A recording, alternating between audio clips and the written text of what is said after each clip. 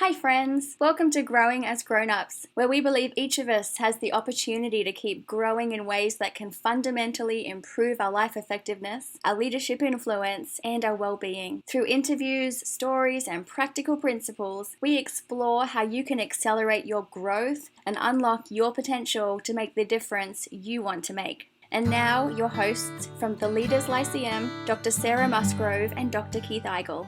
You've got it in. Happy New Year, everyone, and welcome back to the Growing as Grown-Ups podcast. We are so excited to be starting off this new year with our episode today. I think it's going to be a really important one as we enter this new year. New Year's always seems to be a season when people take a little bit more time to reflect on life and what's important to them and the areas of life that they want to grow in the coming year. And today's episode, I think, is a really great topic as we discuss those things. And Keith, the tagline of the Leaders Lyceum, for as long as I've been aware of it, has been developing the whole person. And we talk about that in our programs. We spend a lot of time talking about how we develop at work, how we develop at home. But there's the third area of our lives that we have a lot of opportunity to grow in, which is our beliefs. And that is what today's podcast is going to be targeting. So why don't you tell us a little bit about what we're going to be listening to today? Yes, so excited to have Andy Stanley gave us time and joined us. Andy is the founder and lead pastor at North Point Ministries, an organization that is headquartered here in Georgia, but has campuses all over the Atlanta area and affiliate churches all around the country and around the world even. 30,000 people a week, Sarah, attend in person the campuses around the metro Atlanta area. Over 1 million people a month download either messages or Andy's leadership podcast. He hosts something called the Andy Stanley Leadership Podcast. He does a lot of work with businesses. He has authored, his 24th book is coming out soon. So he has written a lot. He's a best-selling author. He is just an amazing leader, amazing person, an amazing pastor. He is just great at growing himself, right? He just has done that. And I thought, so let's make the topic about what can we do to really think about growing ourselves from a faith perspective in terms of sort of those beliefs that most people have, right? And Andy does such a great job, really honors the topic, is not pushing any message on anybody, is also not vague about where he stands on some stuff, right? But it was all appropriately positioned, I think, in the context of really growing ourselves as grown-ups, as whole people. Yeah, and just to take that point a step further, I think for anyone who's listening who has any awareness of their sense of faith or spirituality, there is relevance and importance in this conversation. Andy comes from a Christian tradition, and he, as you said, he talks about that. But the principles of how we need to continue to grow in the elements of what we believe to be true about the world and about any sort of spiritual nature is relevant no matter what your faith tradition is. And so I would really hope that our listeners tune in, take it to heart, and are brave enough to embrace what Andy has to talk about. So good. Let's jump into the episode, and you and I will visit a little bit afterwards. Sounds good. All right, Andy Stanley, welcome to the Growing as Grown-Ups podcast. Hey, thanks for including me. So excited to have you here. You know, the audience may not know this, but I have been a part of the North Point Ministries system involved with Buckhead Church down in Atlanta. I've got to see you as a communicator, I think one of the greatest anywhere. As a leader, I've always said that your leadership may exceed your communication ability. But I tell you, in terms of what we do with our audience and the content that we try and provide, I think one of the things that's been most impressive to me about you is over the last 20 years, just the growth that I've seen in you. And I don't know if you think of it that way, but you have continued, from my perspective, to grow in your thinking, and in some ways, in ways that have upset people. Right? Yeah. Is that why they're upset? The growth in my thinking? I think That's a great excuse. I'm going to use it from now on. it's because I've outgrown you in my thinking. Yeah, I should think it's respond? safer for me to say that than for you to say that. But Yeah, I think so. I think it is the growth in your thinking. There's been a piece of that that's amazing. And one of the taglines for the Leaders Lyceum, for the work that we've done over the last almost 20 years now, has been developing the whole person. And we talk a lot about leadership. We talk a lot about family. We even integrate parenting. We talk about what to do with your direct reports, friend groups, all these kinds of things. But rarely do we talk about faith. And I thought, wow, if you were willing to, who better to kind of give us some insight into how do we keep growing in our faith? So if you're game, Yeah. maybe we could start with as you've grown in your faith, right? As you have grown in your faith, we've always said that it's the harder stuff in life that grows us. When everything is just smooth sailing, there's no reason for us to change or grow in the way that we understand the world. Are there landmark, challenging times that you look back on and say, yes, these were key markers in my life? Yeah, and in full disclosure for your audience, you sent me these questions ahead of time because I like to prepare. So, Yeah. And the questions that you sent were very challenging. And so I'm glad I got them ahead of time. And so in answer, so I wrote some answers down. And the question of landmark transitions in terms of again, bumping into those either events, relationships, or emotions that, again, they're like a wall. And it's like, to get past this, I have to learn something new or I have to retreat. And we'll talk about that in a little bit. And there were two early things for me. I'm a preacher's kid, and I'm a firstborn, so I'm a rule follower by nature. And what that did in me is it made me very judgmental because I was pretty good at being good. And of course, that's comparative, right? So just became a very judgmental person, but I didn't know it because I'm blind to that. I just think, no, I'm just doing things the right way, right? And everybody else is trying to figure it out. And to compound that, because my dad's a pastor, he would, and I did this with my kids too, and I don't think this is bad. He would come home and tell us stories about people's lives and essentially how, to dip into my Christian theology, how sin had messed up their lives and ruined their families. And he was using this as a warning, like stay away from sin. And my version of that is I would bring email home to my kids and people say, hey, do you have family devotions? I'm like, no, I just read email to my kids. Here's what, look what happened to these folks. So that combination of things, I decided I'm going to be a good person. I'm going to be very careful. And what I discovered, again, thinking through this question, early on, I discovered that I was uncomfortable around anyone who was not like me. And I didn't know why. And of course, I had an excuse for it. The excuse is, well, I'm a good person. I'm a better person. And as I got older and kept bumping up against this, I realized there is something wrong in me. And it didn't cause me to abandon or question my faith, but it did cause me to question and abandon my approach to faith. Because I kept thinking, if I'm a Christian, and as a Christian, if I'm supposed to be like Jesus was so comfortable around everybody. In fact, he seemed to be more comfortable around non-religious people, right?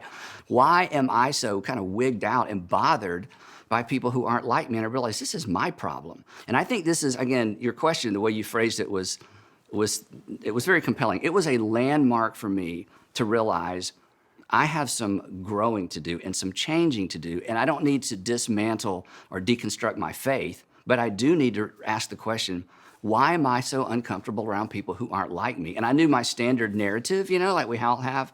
And that was a big transition for me. And unfortunately, that came later in life than I even, like to admit. So that was one. Wow. There was a defining moment in all of that for me. I was with a counselor who asked me a really compelling question, and I'll share it with you. And again, it's within the context of my faith tradition as a Christian. He saw this in me. And as any good counselor, you don't go right at it. You sneak up on it and you cause the client to learn themselves. Right. And he asked me this question. It was so powerful. He said, Andy, if you had been one of Jesus' disciples and you had been there when Peter denied Jesus, how would you have responded? And before I could stop myself, I said, he's out. Peter's out. I mean, what do you mean? What do you mean you don't even know who Jesus is? He's out. And Steve, my counselor, said, how did Jesus respond? And I said, I didn't want to say it out loud. I said, well, later he put Peter in charge of the whole thing. And in that moment, Wow. I just saw this ugly, judgmental thing in me. And again, I didn't deconstruct my faith, but I had to rethink my approach to faith. And it began a journey that went pretty quick, and I became more comfortable around people who aren't like me. So that was a landmark. That was a big defining moment for me. I think, one of the things that I've seen in so many people is this fear that their faith will be dismantled.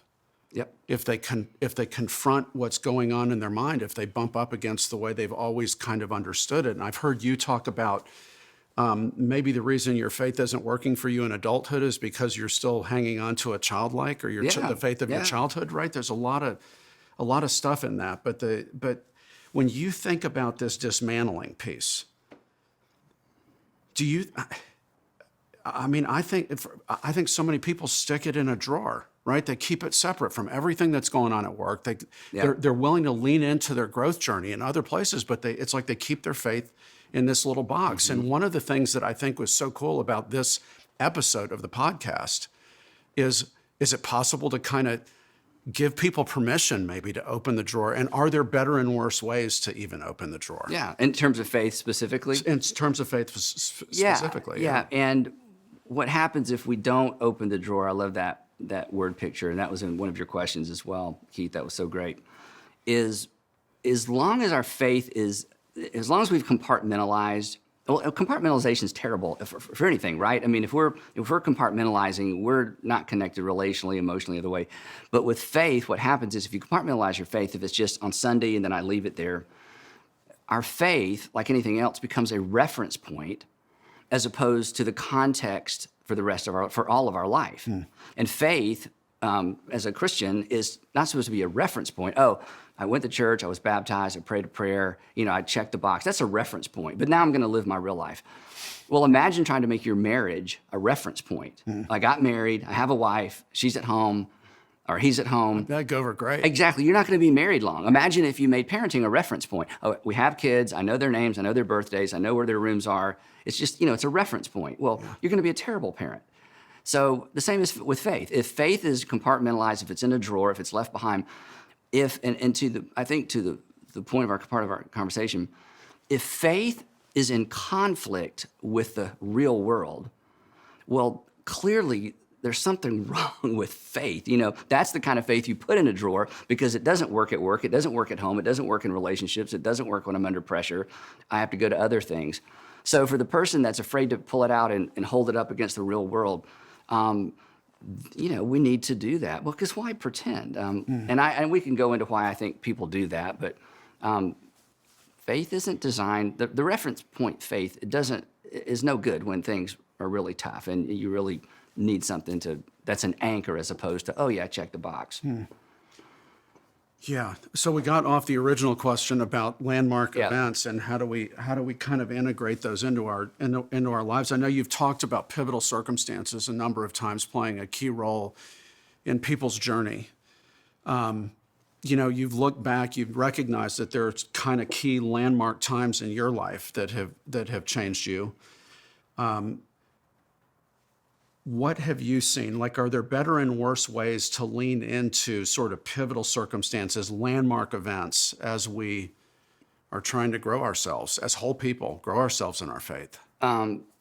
If we're talking about faith specifically, again, I think it's two different things. If we're growing our faith, I think there are things that help us grow our faith when we're just trying to be intentional. Yeah. But when real life conflicts with faith or conflicts with our view of God or conflicts with what we've always been told, that is when, to the point of the podcast, that's when we grow because there's challenge and there's tension. And it's always a mistake to look the other way. And in my faith tradition, I've just run into many, many people who just look the other way, that this real world circumstance doesn't line up with the faith that I grew up with. So I'm not going to adjust my faith or ask hard questions about my faith. I'm just gonna look the other way. Yeah.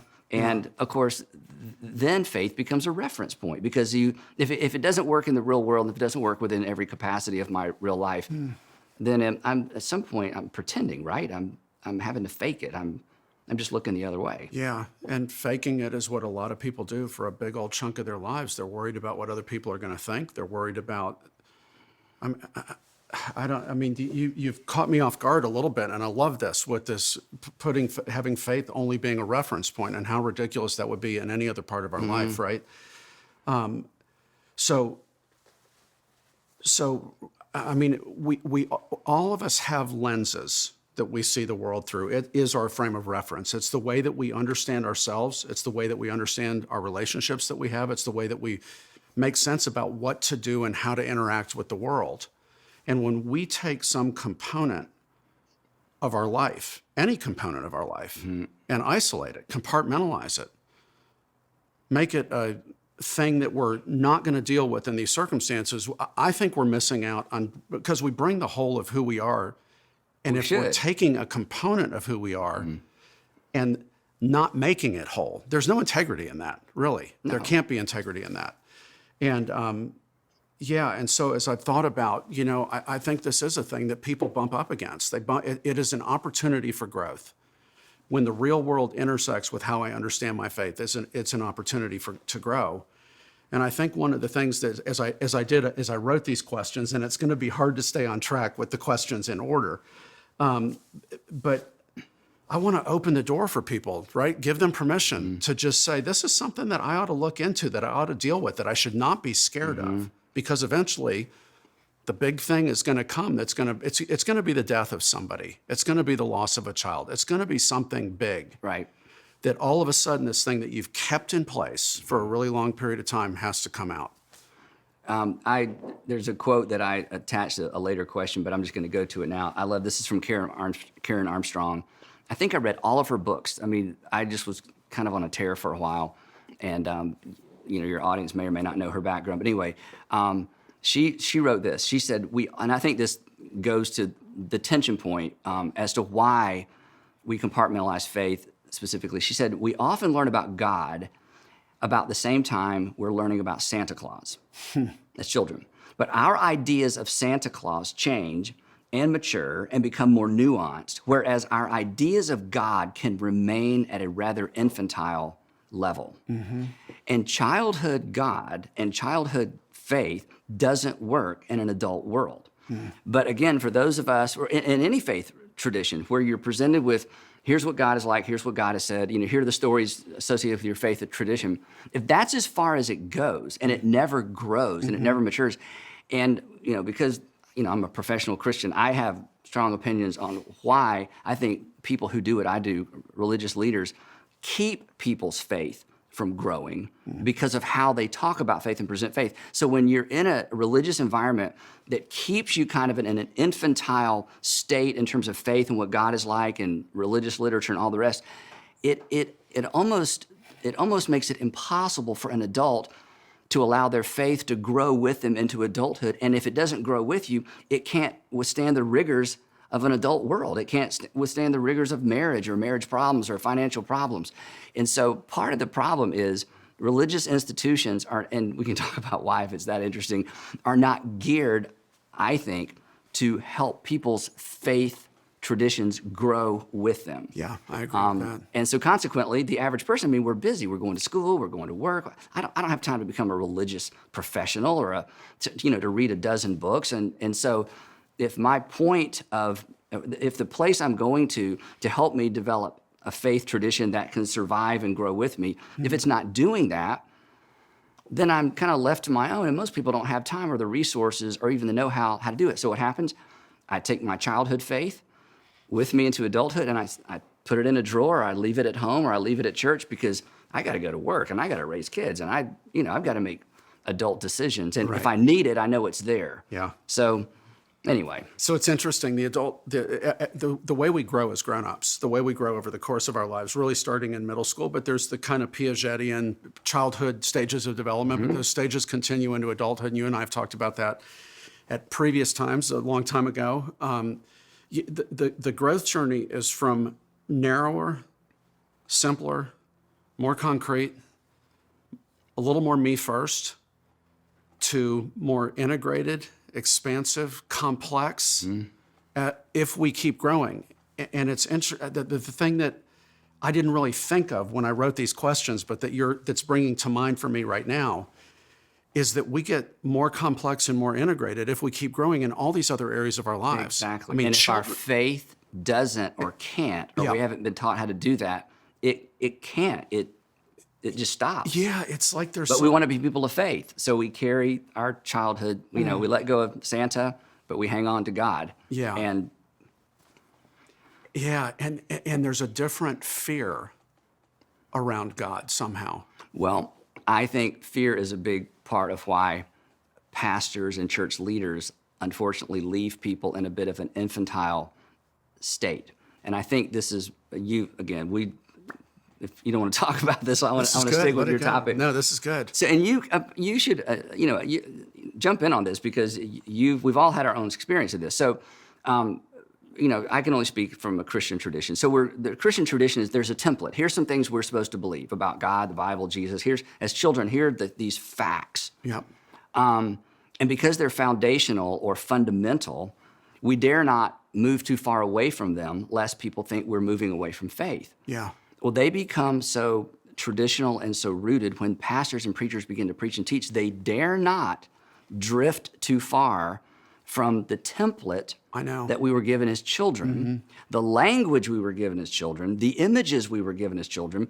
I mean, you can have some variations on some themes, but if you get too far away, people have decided you've left the faith. Yeah. So it is difficult, right?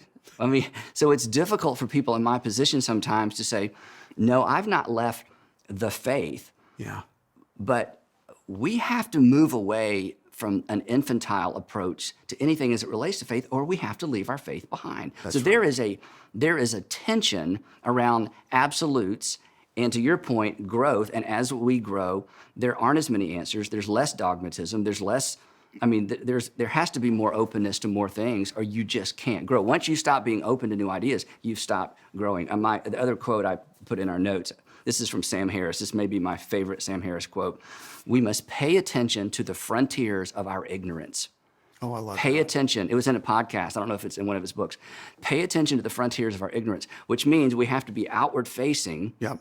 But when my worldview is threatened, my natural inclination is to turn my back to the questions and just hang on to what I've always thought, and then we quit growing.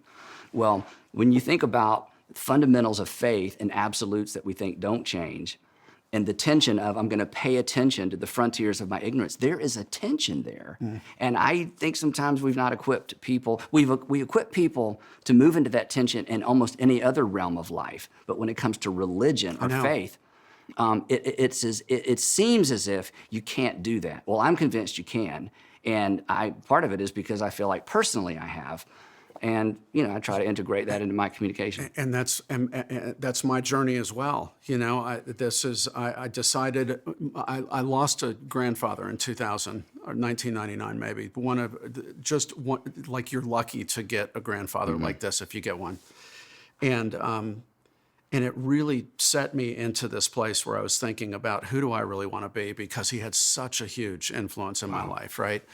And I'm probably, I don't know what I would have been at that time, mid-30s, somewhere in that range, maybe a little bit older than that. And as I integrated that, I made the decision that I wanted to be the kind of person that kept growing no matter what, that I was going to always, that was the main thing, is I wanted to push myself and I wanted to be about facilitating that growth in others. Well, Rick Warren challenged you to sort of make application of that in all different areas of your life, right? And so I thought, well, what's that going to mean in my faith to keep growing, right? And I decided early on that I was going to courageously face my doubts. I was never going to As it relates to faith As it relates to faith specifically. Yep. And I think that also applies probably to parenting, to values, to a number of other things as well. But faith specifically is where it gets different, because the community is pretty good at ostracizing people if they even think out loud sometimes about their faith. Yep. And yet doubt People get nervous.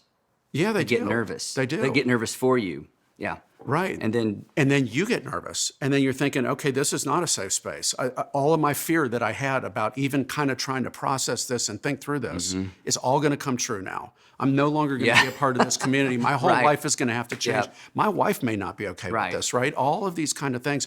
What kind of example am I setting for my children? I mean, I think I'm saying things that people are thinking, right? But if challenge is the thing that grows us, doubt is like the biggest gift we can get. Yep. If we're willing to lean into it. Exactly. It is a gift. It is not, doubt is not the enemy. Doubt and questions, again, that's staying attuned to the frontiers of my ignorance. Yeah. I don't know. Yeah. And it's okay to say, I don't know. But it's in the faith world, you're not supposed to say, I don't know. You know, Right. Jesus is the answer. Whatever the question is, Jesus is the answer. I don't know. So one of the things that I wrote in my notes, because I wanted to make sure I dropped this in because this is so helpful, is that if we get this right in any realm of life, but I think even in faith, when we discover we've been wrong, that should be a point of celebration because now we're right, or at least we're righter, or at right. least we're More moving, we're more right. Yeah. But as a Christian, and again, in any fundamentals of faith, I've already got my box. I've already got my answers. I've already got a worldview. Anything that threatens my worldview, again, I either don't look there or I feel like, to your point, I've got to set aside the entire worldview if I look outside that worldview. But to celebrate being wrong because now I've learned something new. If God is who Christians believe God is, there should be no fear in that. There's no conflict between God and science. There's no conflict between God and nature. There can't be if we really believe That's right. God is who we say God is. So, and again, the thing that Jesus specifically, in terms of warning people about more than anything else, was fear. Fear not, fear not, fear not, fear not. And yet, if I have a faith in a box that makes me afraid to look outside the box, or I'm afraid of what will happen to my box if I look outside the box, I've got the wrong box, clearly. Yeah. Again, if I take my faith tradition seriously. Yeah. But there's a tension there. So anyway, and again, you put yourself in my position as somebody who, I don't want to be wrong, and I don't want to ever lead people astray. Yeah, I know that. But I've got to be anchored to some fundamentals, some assumptions about faith, but at the same time, to stretch personally far enough to where I can continue to learn, attempt to take people with me, but not make the mistake, and pastors do this all the time, not make the mistake of making my faith journey the theme of my preaching or my teaching, because that's selfish and self-centered. And if I do that, then I may lead people astray as I'm going astray. Right. So there's all these kinds of things swirling around. So for me, one of the most helpful things. Wow. I don't want to lose that last thing you just said. Well, we can talk about that. Okay, can we come back to where you were going? Because I want to come back to the whole doubt thing, the fear thing, the bumping up against it thing. But I think what you just said actually hits on a thing that is really important for leaders to know. Right, and maybe growing into this to take it into the growing as grown-ups world, but I think for leaders to know is that there are times to share your thinking out loud, and there are times not to share your thinking out loud. Or to Right. be careful who you share it with. Or to be careful who you share it with, right? Because you could take other people off track, and the stakes. And you're just thinking out loud. And you're just thinking out loud. Yeah. But the stakes for you on a weekly basis, depending on whatever week it is, it may be 100,000 people hear the thing that you say. And if you're just kind of thinking out loud to yourself, you can't do that. I don't have that luxury. And I don't think anyone who does what I do has that luxury. And I think it is a misuse of our platform to do that. Not because you don't want people to grow. And it's not a lack of transparency. Right. It's maturity. Just sharing what I'm thinking and what I'm feeling because I want to be real, that's not real. That's immature. Right. Because to your point, there are different audiences for different things we say. And an example of this, I remember when Allie, my daughter, our youngest, was home from college. She's probably a freshman. And I was reading a book that was kind of an off the map book religiously. Right. Because I try to read broadly. Right. And so Allie was home, and we were sitting in the living room, and I was telling her about this book. And she loves this she loves theology. So later, Sandra said, I don't think you should talk about that with Allie. Okay. And I thought, you're right. This is, I'm older. I have bigger context, I feel like my anchor to my faith is a chain. I feel like I'm more secure than ever in what I believe. So consequently, my chain can be longer, which allows me to pay attention to the frontiers of my ignorance without being afraid I'm going to lose my faith. But here's my 20-something-year-old daughter who's in a philosophy class. That's in college, which is what kind of ginned up this conversation. I thought, I may have accidentally handed her a suitcase that's too heavy for her to carry. And it's not that it shouldn't be carried, but I can carry it. I may have, and Sandra was exactly right. And nothing came of it, but it was just that sensitivity of there are things you talk about with some people and things that you don't. So how do you find the group where not only is it safe for you to bring it up, but it's safe for them for you to bring it up? I mean, that's, it's interesting. I thought we're doing that now, right? No one's listening into this. Oh my gosh! I mean, I think as long as we don't unload, but some a career-ending podcast. I won't get into the modern ones because I don't even want you to be tempted to comment on anybody who's still out there. But Thomas Merton had a huge influence on me during the middle of my life, and Richard Rohr more recently, in some ways. And when you start reading a lot of what they're processing out loud, especially with Merton, where he journaling and publishing it. It shook me up at a good time for me to be shaken up, right? But it's like, I don't think you're ready for Merton. I don't think you're ready. Right? There's there's a part of me that doesn't want to make that judgment for someone. There's a part of me that doesn't want to be irresponsible with the influence that I have. But there's a part of me that wants a community to continue to process what I'm thinking out loud, and where is that safe? And I don't know if you've got any thoughts on that or insight on how we find people who maybe can meet us where we are on the journey. We can meet them and we can grow together in that way. Well, I don't have any insight on how you find them, but the point you're making is an important one. We have to find them. And I think, one of the things that you and I are observing now with 20-year-olds and 30-year-olds deconstructing their faith, it seems that they deconstruct it on their own on social media or with people. Perhaps, again, I don't want to judge because I don't know all of these individuals, but I guess I should put it this way. I wonder sometimes if they are processing that within this context and processing it long enough to, once they've deconstructed their faith, then they begin talking about it. But to deconstruct it out loud with the wrong audience is not only dangerous, it again has the potential to plant seeds in people that they're not, the ideas with people. It's just not where they are on the journey. It's not where they are on the journey, and they don't have any place to turn. Again, you've just handed me a rock I've got to do something with. I don't know what to do with this. Yeah, I mean, from my perspective, we work a lot with the millennials. We work a lot with the young, not so much the generation that's in high school and even in college so much now, but I think a lot of the deconstruction of faith has been actually related to the developmental journey that people are on, because through our 20s, with rare exception, and into our 30s, and for some people, they never actually keep growing from this stage, their understanding of themselves, the world, God, everything else is from the outside in. It has been taught to them. It has been influenced by friend groups that they affiliate with, ideologies that they have resonated with, and there is some pull. They have some ownership in what affiliations they make. But then you get to college, you get the internet, you get professors, you get people asking you to make decisions for yourself when you're really not yet at the stage of life where you're making decisions for yourself. You're not authoring who you want to be. And I've got hope, based on what I've seen with kind of the older millennial generation, that there will be a reconstruction in a way that We're seeing some of that even, yeah. And we may say, oh my gosh, that's better than when they left. Well, I'm glad you said that. I think it is better. I think, because you never lose by asking honest questions if you're honest with yourself about your questions. I mean, there are people who just want to ask questions to, deconstruct my faith so they feel, there's that. But again, my limited experience, but I read pretty broadly. I'm under the impression, I know we're off topic a little bit, but this is true of any season of life. When a person begins to deconstruct their faith, I'm always curious, tell me about the faith you're deconstructing.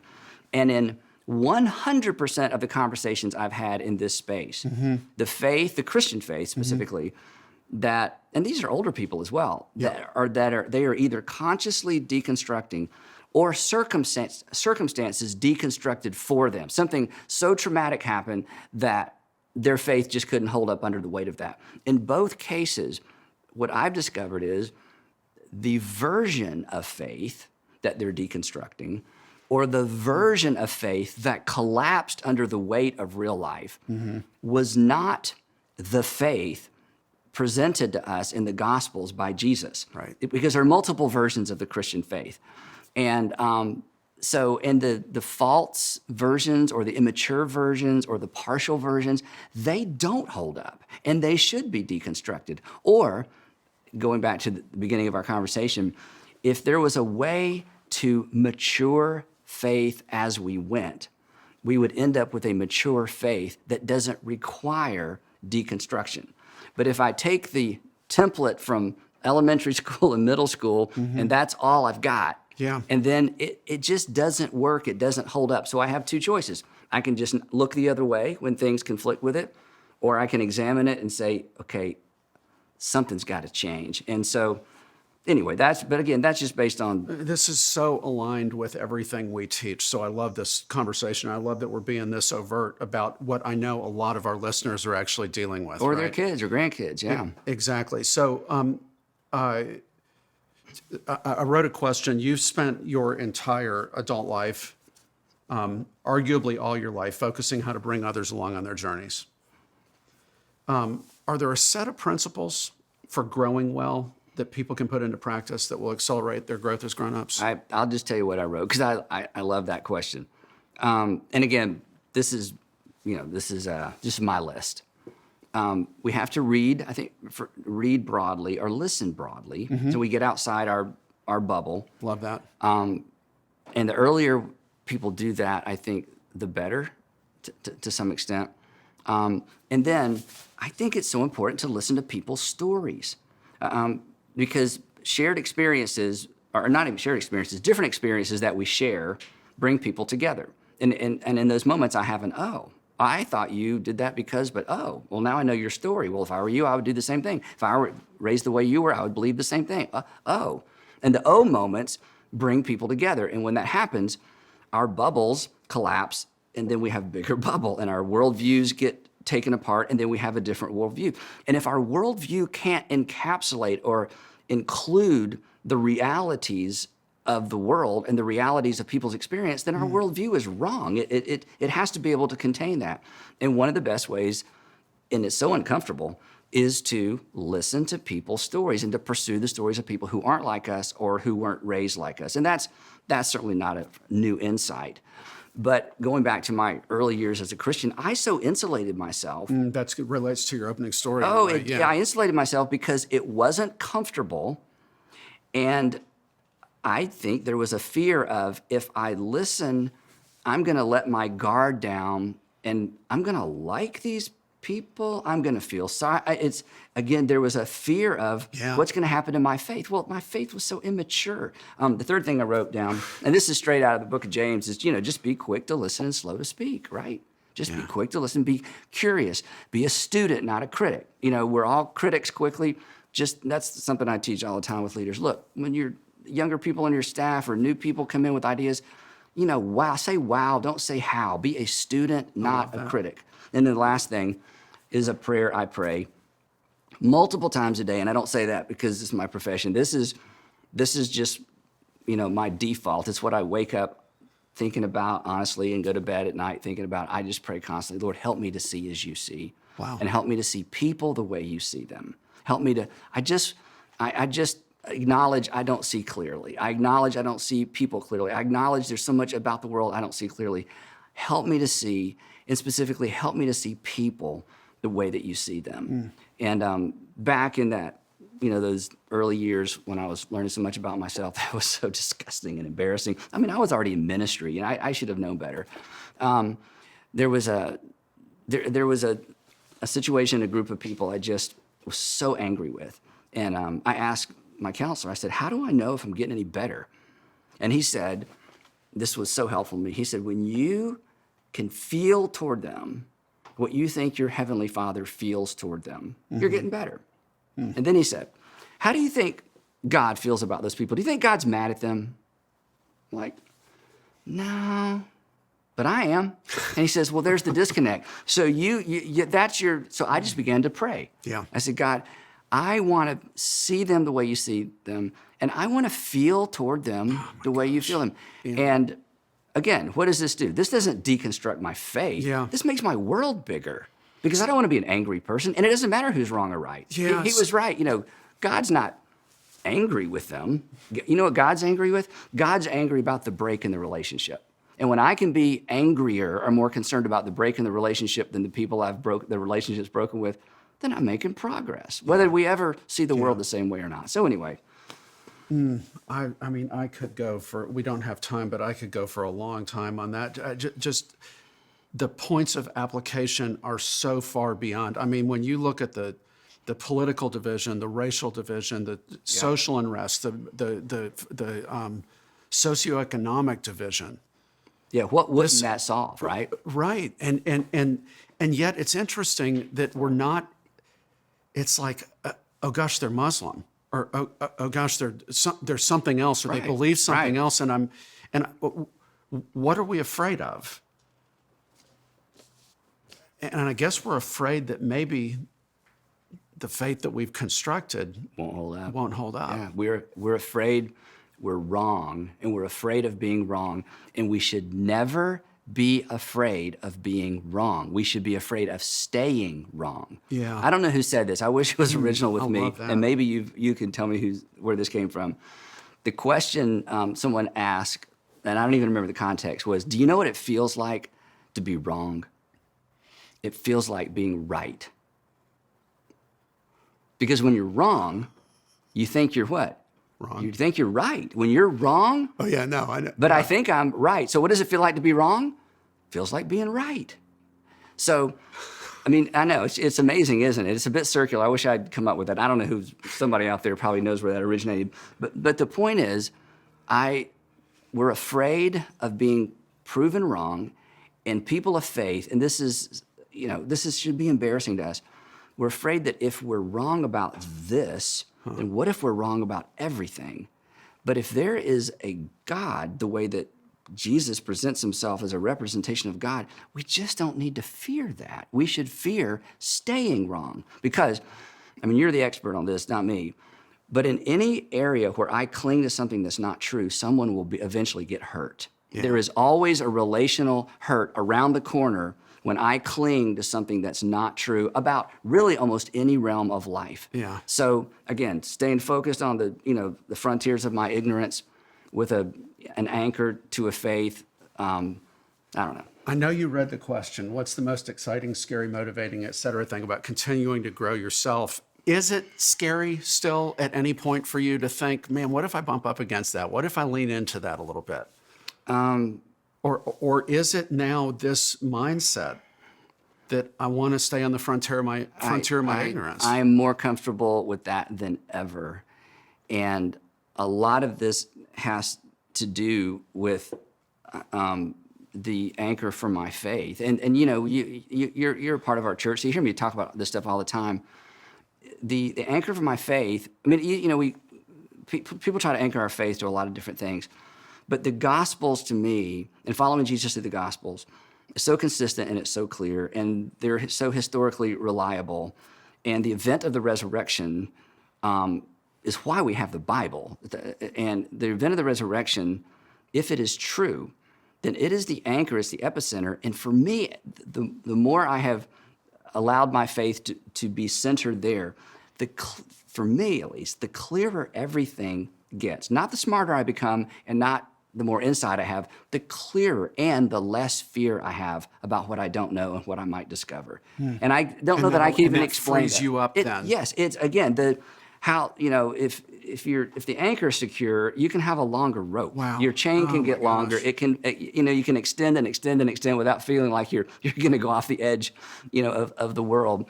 And so it frees you to explore. It frees you to read. It frees you to read things contrary to what you because.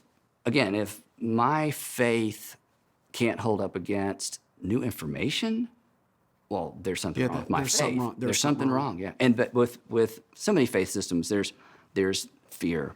Well, I hope I hope the church leaders that need to hear this somehow. I hope, but I think this exact point is relevant to leaders in industry. I think they get in. They've got their leadership dogma, and they've realized success with it.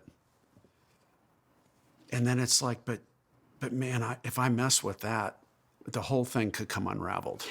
You answer this for me, because you deal with leaders consistently and more broad. My theory, this is totally theory. Total theory. I have nothing to base this on.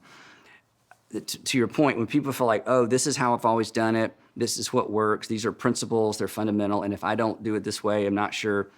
My observation in life is there are people who are just going to do great things. And after they've done great things, and as they're doing great things, they pull in bits of this and that, and they kind of build a castle around that explains why they were able to do great things. Yep. But it's an aftermath. It's an afterthought. There's an intuition there's a leadership intuition. I'm sure of that. There's just an intuition. It's beyond smarts. It's intuition. And people with that kind of intuition lead and end up in leadership. And the principles, because I love to read leadership management literature, but I don't think I've ever met a great leader who would say, you know what, before I read this book, I had no clue what I was doing. Before I read this book, I was floundering and I was never going to accomplish anything. And I'm not discounting the value of those books. I love that kind of stuff. But the point being, when a leader or manager or anybody, any realm of life feels like, oh, I have this dogma or I have this framework and I can't question it, I'm like, you know what? You would be probably as successful with or without that. So don't be afraid of asking those hard questions at times. I don't know if that makes sense. Yeah, it makes sense. And what we believe is happening as people construct their own system or their dogma, they would never call it a dogma. No. It is their paradigm has been refined by all of these sources that built over the course of their life and their experience. As they grow over the course of their life, they begin to have what we call a self-authored framework. And what happens is that what we believe is 85% of the population, when they gain a self-authored framework, their way of seeing, doing things, 85% of the population doesn't grow beyond that. They don't grow to something bigger where they're able to let go of their framework and take a perspective on it and compare it to other frameworks where a larger value system can begin to integrate multiple perspectives. Wow. That was a lot of academic. No, well, that makes sense because I've sort of built my castle and I'm out of blocks and I'm out of time. And why mess with it? But then I stop. And so the lucky ones get fired by their board, lose a child, get cancer, have something that tears the structure that they built around this down. And they're like, okay, so now what? Everything that I was afraid of, everything that I was trying to protect is now exposed. Yeah. And then they grow. I mean, I've had the privilege of interviewing some people who've gone beyond this, what we call level 4 for our audience, but this kind of self-authored framework and have grown to a place of amazing wisdom, kind of Nelson Mandela, kind of Martin Luther King Jr., Abraham Lincoln, a wisdom that knits together and instead of manages the separation or the difference between, right? Wow. And they all have stories of loss that none of us would sign up for, right? They are, and yet we don't have to experience that loss. We can, I'm going to steal this phrase from you. I'll give you credit as much as I can, but to live on the frontiers of our ignorance, right? To keep pushing up against that boundary. And that's, again, I kind of started our conversation with this, but that's the thing that makes me so proud to be a part of and living under your leadership as a pastor of North Point Church, Buckhead Church, the whole North Point ministry system, is that I've seen you do that at times that I thought, ooh, there's going to be some backlash to that one. And there is. And it's usually on the internet, but then the people who can't deal with that are probably the people that need to be finding a place that maybe isn't where. And again, I don't usually do that I'm always surprised. I'll say things and I'll think, and there's nothing. And then it's not on purpose. And then people take something and run with it. And I'm like, what? So I'm usually surprised. And people in my position should never use that as a thing, a shtick. I'm gonna, this will get them. This will gen up. Here's some clickbait. Right. I don't have a lot of respect for people who do that, especially in my profession. That's not what we're called to do. Yeah. But stretching people, during the political season, we've just come through the racial unrest, especially in our city in Atlanta, and so many other things. Anytime you address any of that, and people who do what I do, we should. I don't want to be the current events church where, we're just, whatever happened this week, we're going to talk about it in church. Right. But from time to time, you hit pause and talk about those things. And I know every time I wade into those topics, I'm going to be misunderstood because they're emotional and you can't talk about them perfectly and you can't nuance everything or you'll be there all day, qualifying every statement, defining every term. Yeah. But you do have to wade in and give people something to hold on to. And then you just put your head down and you just keep going. A lot of times it's bumping up against the stuff that they've stuck in the drawer, right? I think so, because I bumped up so much of the stuff that, I stuck in my drawer. Well, thank you for pushing yourself. What are you most excited about in your world right now? You've got so many things going. You've got 20 plus books out. Do you have one in process right now? I'm certain you do. You've got the leadership podcast, so many things working. I just got the galleys back on a book that last spring, I just kind of got fed up with stuff in church world, with politics and a lot of other things. So I just started writing. Like I just got to get, I say writing, I don't write. I got to get it out. So I wrote 4 chapters. I thought, this is just going to sink my career. Put it away, literally put it away. Into the summer, I'm like, no, I got to do this. So I just turned in a manuscript. So the book's going to be called Not In It to Win It. Basically why politicizing the local church is just a horrible thing to do.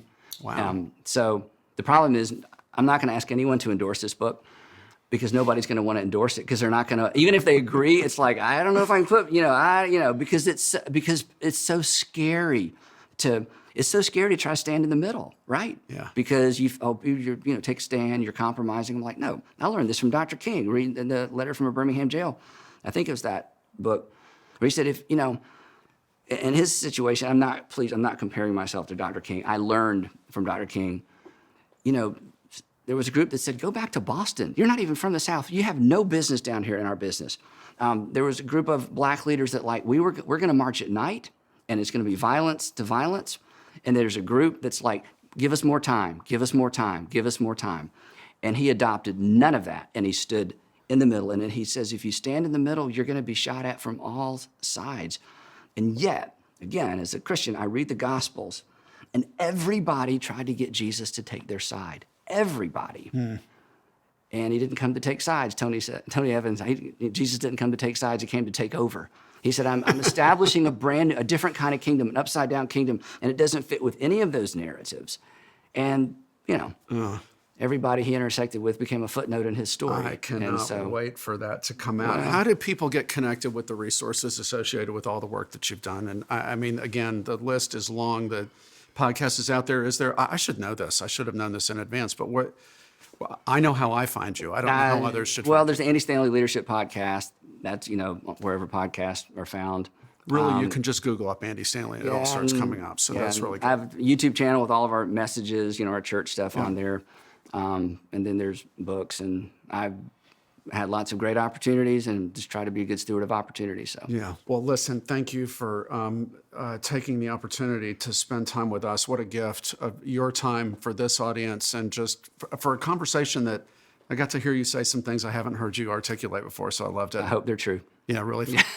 No, thank you. Thank you for what you're doing, because as I said early on when we sat down, the angle that you've taken, this narrow slice of leadership, I never heard anyone even talk about it before. And so I'm sure it's very successful, and your podcast audience, I'm sure, is growing like crazy. So thank you. We love what we get to do. Thanks.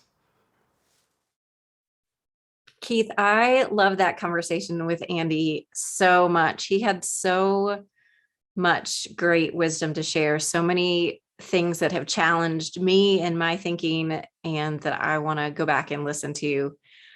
Just this idea that our beliefs and our faith is something that we can't just put in a drawer, that we need to take it out and let it grow with us in our maturity as we grow in other areas of our lives. So I love that conversation. Thank you for asking him those tough questions and for him being honest and open about it.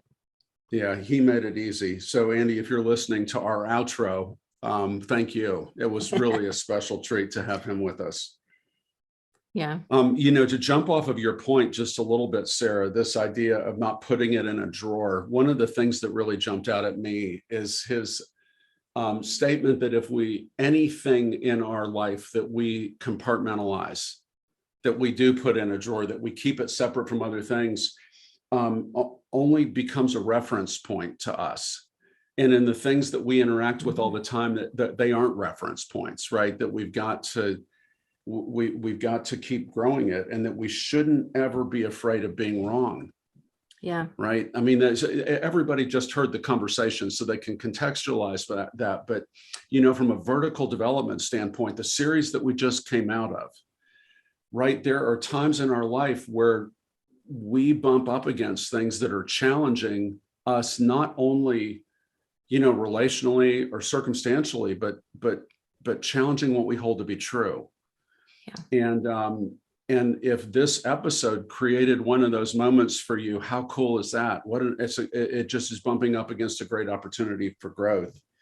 Yeah. On that note, I love I don't know if other people caught it, but the connection between what Andy was saying of some of the fear of challenging our beliefs is connected to the community that goes along with faith.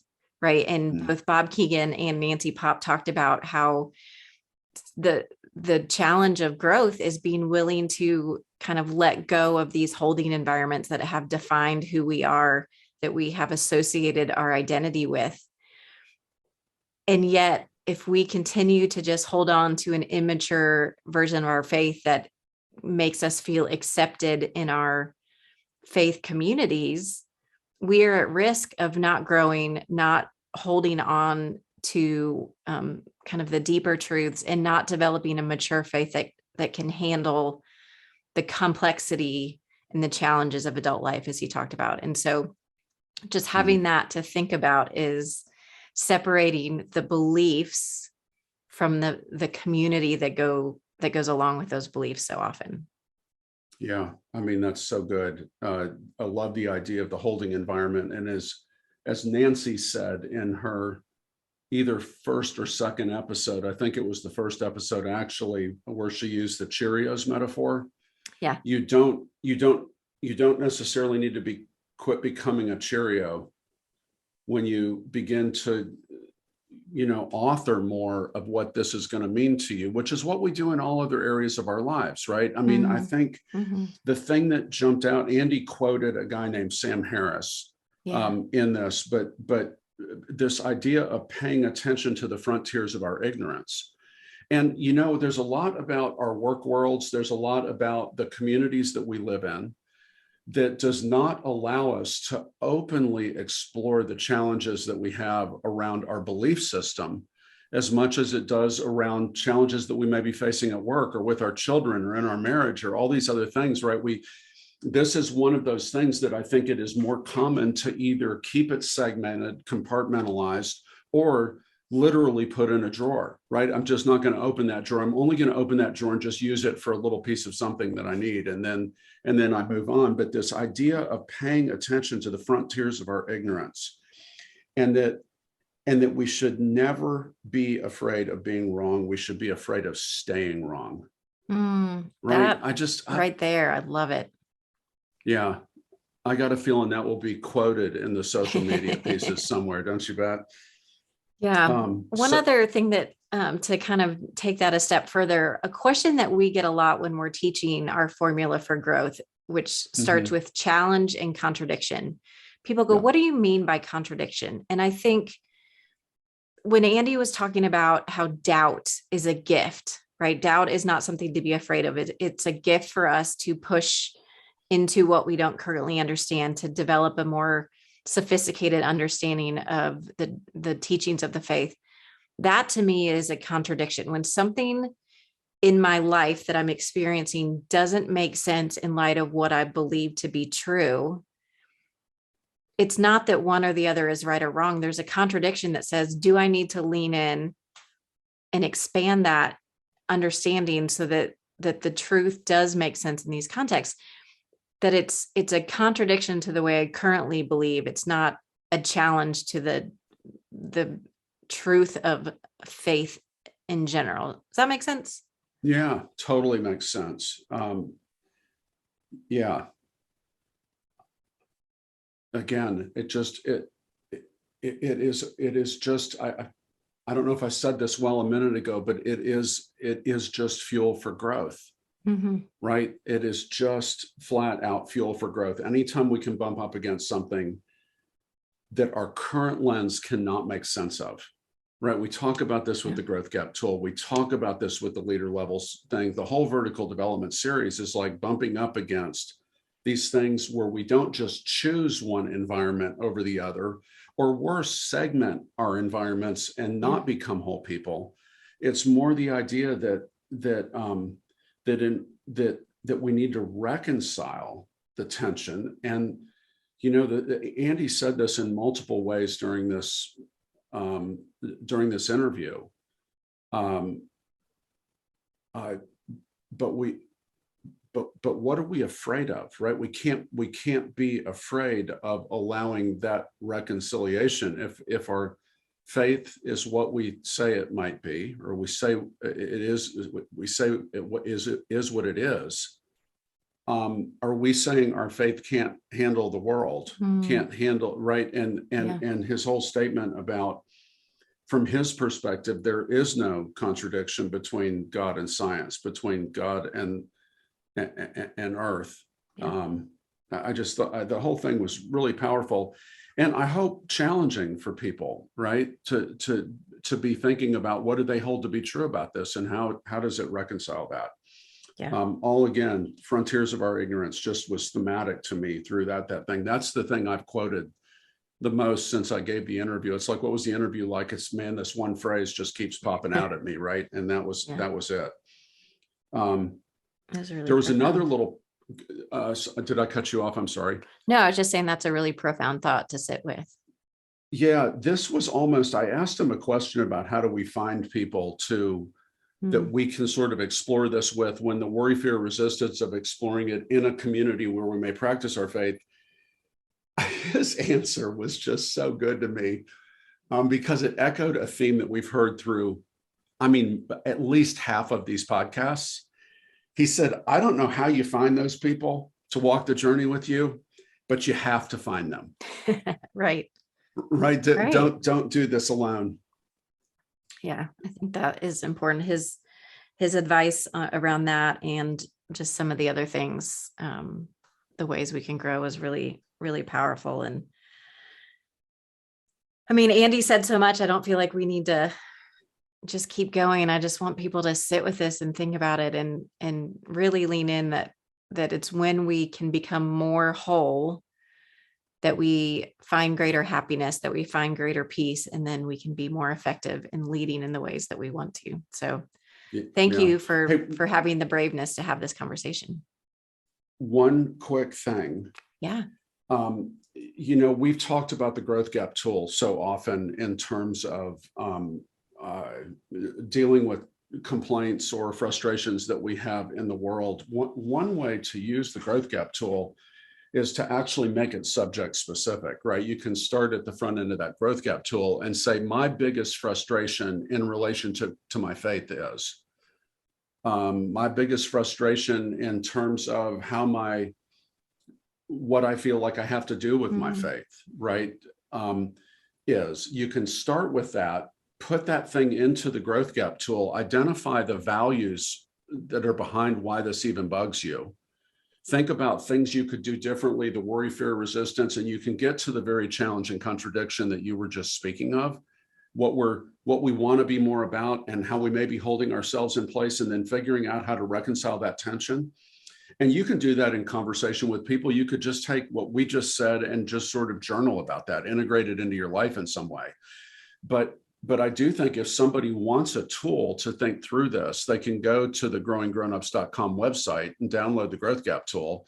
and actually don't use the same starter. My biggest complaint is, but put that frustration in the context of their faith and kind of move that forward.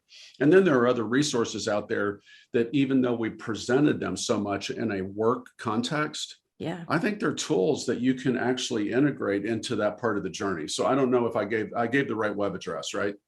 Yeah, growinggrownups.com. I think just to make that connection, 2 of Andy's pieces of advice were about listening to people's stories and expanding our bubble, and then being quick to listen and slow to speak, which is a lot of what the Self on the Shelf tool is designed to do. So another great resource that's out there, if this is an area where you're wanting to kind of expand your understanding, you want to listen to people in different ways, grab and maybe those listen resources. to people who are different than you. Yeah. I love it. It's really All right. good. Well, listen, Sarah, thanks for the debrief, and we will look forward to seeing our guests, or at least speaking where our guests can hear us, wherever they may be, on the next episode. Take care.